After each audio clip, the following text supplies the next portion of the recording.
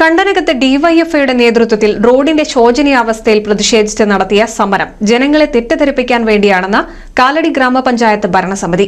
തെരഞ്ഞെടുപ്പിലെ പരാജയം മറച്ചുവെക്കാൻ വസ്തുതകൾ മറച്ചുവെച്ചാണ് ഡിവൈഎഫ്ഐ പ്രതിഷേധ സമരം നടത്തിയതെന്നും ജനങ്ങളെ തെറ്റിദ്ധരിപ്പിക്കാൻ ശ്രമിക്കുകയാണെന്നുമാണ് ഭരണസമിതിയുടെ ആരോപണം.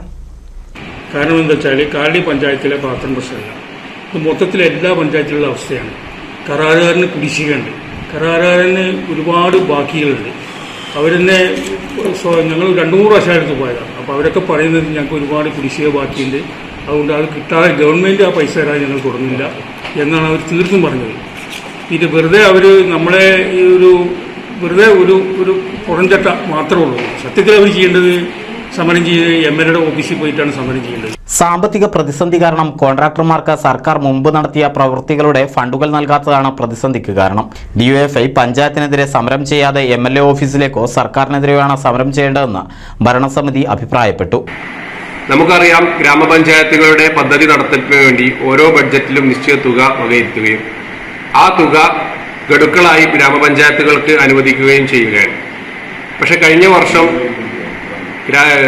തദ്ദേശ സ്വയംഭരണ സ്ഥാപനങ്ങളുടെ ചരിത്രത്തിൽ ആദ്യമായി തന്നെ നമുക്കറിയാം, 2ാം ഗഡു വന്നത് വളരെ വൈകി. 3ാം ഗഡു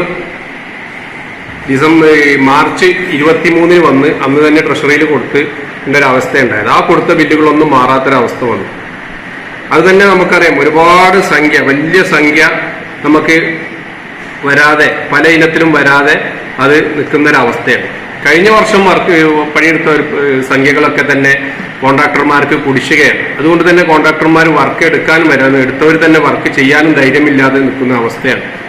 വസ്തുതകൾ ഇതൊക്കെയായിരിക്കെ ജനങ്ങളെ തെറ്റിദ്ധരിപ്പിച്ചാണ് ഡിവൈഎഫ്ഐ പഞ്ചായത്തിലെ പല വികസന പ്രവർത്തനങ്ങളെയും വിമർശിക്കുന്നതെന്നും ഭരണസമിതി അംഗങ്ങൾ കുറ്റപ്പെടുത്തി. NCV news, Edappal.